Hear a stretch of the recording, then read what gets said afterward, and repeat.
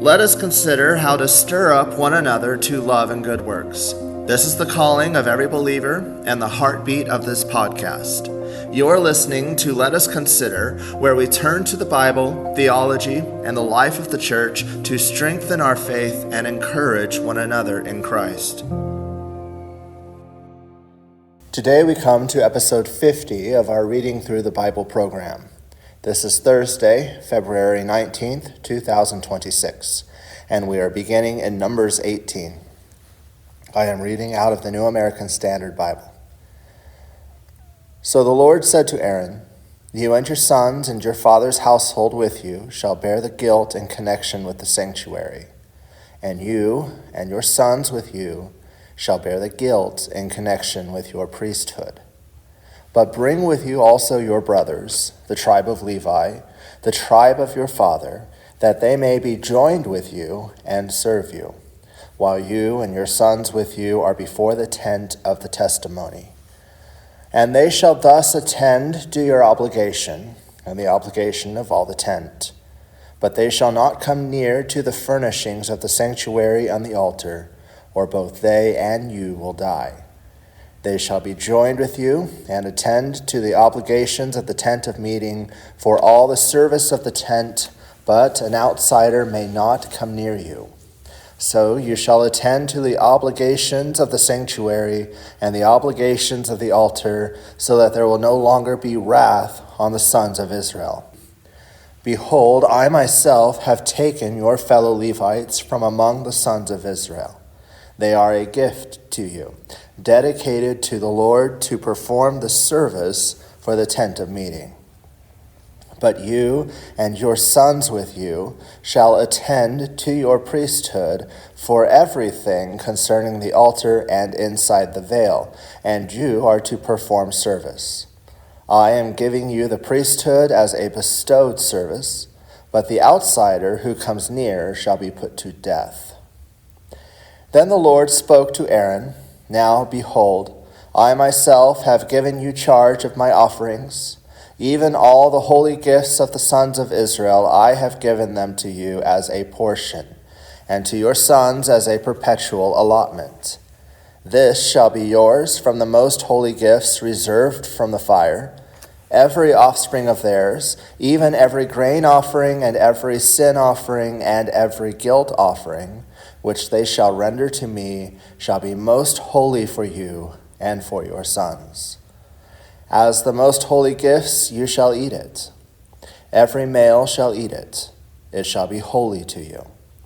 This also is yours, the offering of their gift, even all the wave offerings of the sons of Israel. I have given them to you and to your sons and daughters with you as a perpetual allotment. Every one of your household who is clean may eat it. All the best of the fresh oil, and all the best of the fresh wine, and of the grain, the first fruits of those which they give to the Lord, I give them to you. The first ripe fruits of all that is in their land, which they bring to the Lord, shall be yours. Every one of your household who is clean may eat it. Every devoted thing in Israel shall be yours. Every first issue of the womb of all flesh, whether man or animal, which they offer to the Lord, shall be yours. Nevertheless, the firstborn of man you shall surely redeem, and the firstborn of unclean animals you shall redeem. As to their redemption price, from a month old you shall redeem them by your valuation, 5 shekels in silver, according to the shekel of the sanctuary, which is 20 gerahs. But the firstborn of an ox, or the firstborn of a sheep, or the firstborn of a goat, you shall not redeem. They are holy. You shall sprinkle their blood on the altar, and shall offer their fat and smoke as an offering by fire, for a soothing aroma to the Lord. Their meat shall be yours. It shall be yours like the breast of a wave offering, and like the right thigh. All the offerings of the holy gifts which the sons of Israel offer to the Lord, I have given to you and your sons and your daughters with you as a perpetual allotment. It is an everlasting covenant of salt before the Lord to you and your descendants with you. Then the Lord said to Aaron, You shall have no inheritance in their land, nor own any portion among them. I am your portion and your inheritance among the sons of Israel. To the sons of Levi, behold, I have given all the tithe in Israel for an inheritance, in return for their service which they perform, the service of the tent of meeting. The sons of Israel shall not come near the tent of meeting again, or they will bear sin and die. Only the Levites shall perform the service of the tent of meeting, and they shall bear their iniquity. It shall be a perpetual statute throughout your generations, and among the sons of Israel they shall have no inheritance. For the tithe of the sons of Israel, which they offer as an offering to the Lord, I have given to the Levites for an inheritance. Therefore I have said concerning them, they shall have no inheritance among the sons of Israel. Then the Lord spoke to Moses, saying, Moreover, you shall speak to the Levites and say to them, when you take from the sons of Israel the tithe which I have given you from them for your inheritance, then you shall present an offering from it to the Lord, a tithe of the tithe. Your offering shall be reckoned to you as the grain from the threshing floor, or the full produce from the wine vat. So you shall also present an offering to the Lord from your tithes, which you receive from the sons of Israel, and from it you shall give the Lord's offering to Aaron the priest. Out of all your gifts you shall present every offering due to the Lord, from all the best of them, the sacred part from them. You shall say to them, when you have offered from it the best of it, then the rest shall be reckoned to the Levites as the product of the threshing floor, and as the product of the wine vat. You may eat it anywhere, you and your households, for it is your compensation in return for your service in the tent of meeting. You will bear no sin by reason of it when you have offered the best of it, but you shall not profane the sacred gifts of the sons of Israel, or you will die. Then the Lord spoke to Moses and Aaron, saying, This is the statute of the law which the Lord has commanded, saying, Speak to the sons of Israel, that they bring you an unblemished red heifer, in which is no defect, and on which a yoke has never been placed. You shall give it to Eleazar the priest, and it shall be brought outside the camp and be slaughtered in his presence. Next, Eleazar the priest shall take some of its blood with his finger and sprinkle some of its blood toward the front of the tent of meeting 7 times. Then the heifer shall be burned in his sight. Its hide and its flesh and its blood with its refuse shall be burned. The priest shall take cedar wood and hyssop and scarlet material and cast it into the midst of the burning heifer. The priest shall then wash his clothes and bathe his body in water, and afterward come into the camp, but the priest shall be unclean until evening. The one who burns it shall also wash his clothes in water, and bathe his body in water, and shall be unclean until evening. Now a man who is clean shall gather up the ashes of the heifer and deposit them outside the camp in a clean place. And the congregation of the sons of Israel shall keep it as water to remove impurity. It is purification from sin. The one who gathers the ashes of the heifer shall wash his clothes and be unclean until evening. And it shall be a perpetual statute to the sons of Israel and to the alien who sojourns among them. The one who touches the corpse of any person shall be unclean for 7 days. That one shall purify himself from uncleanness with the water on the 3rd day, and on the 7th day, and then he will be clean. But if he does not purify himself on the 3rd and on the 7th day, he will not be clean. Anyone who touches a corpse, the body of a man who has died, and does not purify himself, defiles the tabernacle of the Lord, and that person shall be cut off from Israel. Because the water for impurity was not sprinkled on him, he shall be unclean, his uncleanness is still on him. This is the law when a man dies in a tent. Everyone who comes into the tent and everyone who is in the tent shall be unclean for 7 days. Every open vessel which has no covering tied down on it shall be unclean. Also anyone who in the open field touches one who has been slain with a sword, or who has died naturally, or a human bone, or a grave, shall be unclean for 7 days. Then the unclean person, they shall take some of the ashes of the burnt purification from sin, and flowing water shall be added to them in a vessel. A clean person shall take hyssop and dip it in the water, and sprinkle it on the tent, and on all the furnishings, and on the persons who were there, and on the one who touched the bone, or the one slain, or the one dying naturally, or the grave. Then the clean person shall sprinkle on the unclean on the 3rd day, and on the 7th day, and on the 7th day he shall purify himself from uncleanness, and he shall wash his clothes, and bathe himself in water, and shall be clean by evening. But the man who is unclean and does not purify himself from uncleanness, that person shall be cut off from the midst of the assembly, because he has defiled the sanctuary of the Lord.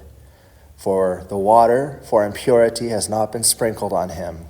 He is unclean. So it shall be a perpetual statute for them. And he who sprinkles the water for impurity shall wash his clothes, and he who touches the water for impurity shall be unclean until evening.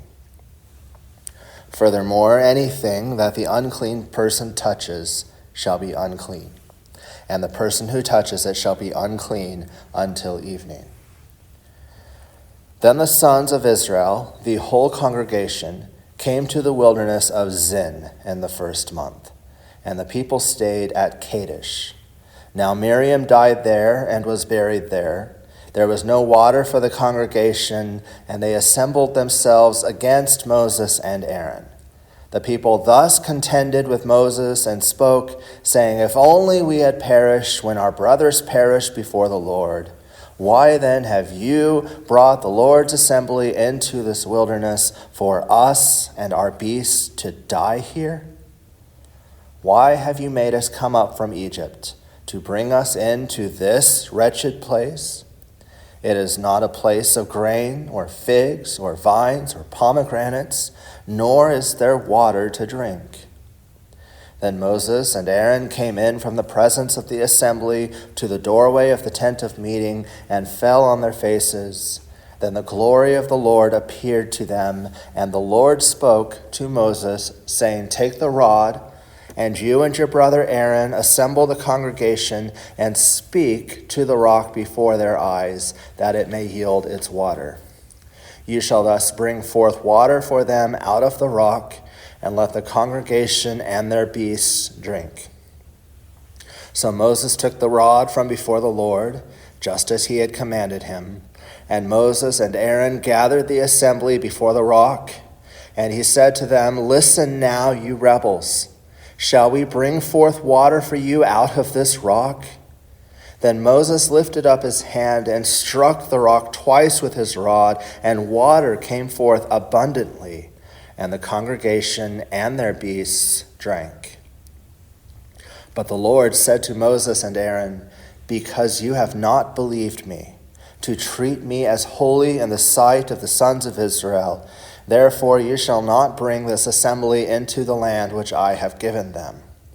Those were the waters of Meribah, because the sons of Israel contended with the Lord, and he proved himself holy among them. From Kadesh, Moses then sent messengers to the king of Edom. "Thus your brother Israel has said, you know all the hardship that has befallen us, that our fathers went down to Egypt, and we stayed in Egypt a long time. And the Egyptians treated us and our fathers badly. But when we cried out to the Lord, he heard our voice and sent an angel and brought us out from Egypt. Now behold, we are at Kadesh, a town on the edge of your territory. Please let us pass through your land. We will not pass through field or through vineyard. We will not even drink water from a well. We will go along the king's highway, not turning to the right or left until we pass through your territory." Edom, however, said to him, "You shall not pass through us, or I will come out with the sword against you." Again, the sons of Israel said to them, "We will go up by the highway, and if I and my livestock do drink any of your water, then I will pay its price. Let me only pass through on my feet, nothing else." But he said, "You shall not pass through." And Edom came out against him with a heavy force and with a strong hand. Thus Edom refused to allow Israel to pass through his territory. So Israel turned away from him. Now when they set out from Kadesh, the sons of Israel, the whole congregation, came to Mount Hor. Then the Lord spoke to Moses and Aaron at Mount Hor by the border of the land of Edom, saying, "Aaron will be gathered to his people, for he shall not enter the land which I have given to the sons of Israel, because you rebelled against my command at the waters of Meribah. Take Aaron and his son Eleazar, and bring them up to Mount Hor. And strip Aaron of his garments, and put them on his son Eleazar. So Aaron will be gathered to his people, and will die there." So Moses did just as the Lord had commanded, and they went up to Mount Hor in the sight of all the congregation. After Moses had stripped Aaron of his garments and put them on his son Eleazar, Aaron died there on the mountain top. Then Moses and Eleazar came down from the mountain.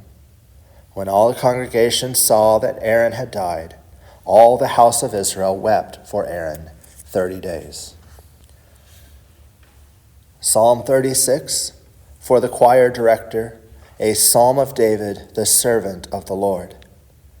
Transgression speaks to the ungodly within his heart. There is no fear of God before his eyes. For it flatters him in his own eyes concerning the discovery of his iniquity and the hatred of it. The words of his mouth are wickedness and deceit. He has ceased to be wise and to do good. He plans wickedness upon his bed. He sets himself on a path that is not good. He does not despise evil. Your loving kindness, O Lord, extends to the heavens. Your faithfulness reaches to the skies. Your righteousness is like the mountains of God. Your judgments are like a great deep. O Lord, you preserve man and beast. How precious is your loving kindness, O God, and the children of men take refuge in the shadow of your wings. They drink their fill of the abundance of your house, and you give them to drink of the river of your delights. For with you is the fountain of life. In your light we see light. Oh, continue your loving kindness to those who know you, and your righteousness to the upright in heart. Let not the foot of pride come upon me, and let not the hand of the wicked drive me away. There the doers of iniquity have fallen. They have been thrust down and cannot rise. Proverbs 5.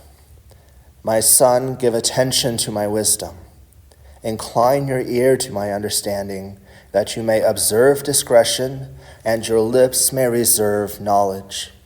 For the lips of an adulteress drip honey, and smoother than oil is her speech. But in the end she is bitter as wormwood, sharp as a two-edged sword. Her feet go down to death, her steps take hold of Sheol. She does not ponder the path of life, her ways are unstable, she does not know it. Now then, my sons, listen to me, and do not depart from the words of my mouth. Keep your way far from her, and do not go near the door of her house, or you will give your vigor to others, and your years to the cruel one. And strangers will be filled with your strength, and your hard-earned goods will go to the house of an alien. And you groan at your final end, when your flesh and your body are consumed. And you say, how I have hated instruction, and my heart spurned reproof. I have not listened to the voice of my teachers, nor inclined my ear to my instructors. I was almost in utter ruin in the midst of the assembly and congregation. Drink water from your own cistern, and fresh water from your own well. Should your springs be dispersed abroad, streams of water in the streets? Let them be yours alone, and not for strangers with you. Let your fountain be blessed, and rejoice in the wife of your youth. As a loving hind and a graceful doe, let her breasts satisfy you at all times. Be exhilarated always with her love. For why should you, my son, be exhilarated with an adulteress, and embrace the bosom of a foreigner? For the ways of a man are before the eyes of the Lord, and he watches all his paths. His own iniquities will capture the wicked, and he will be held with the cords of sin. He will die for lack of instruction, and in the greatness of his folly he will go astray. Thank you for listening to Let Us Consider. If this podcast has been a blessing, please subscribe and leave a review. It helps others discover the truth of God's Word. Until next time, may the Lord bless you and keep you.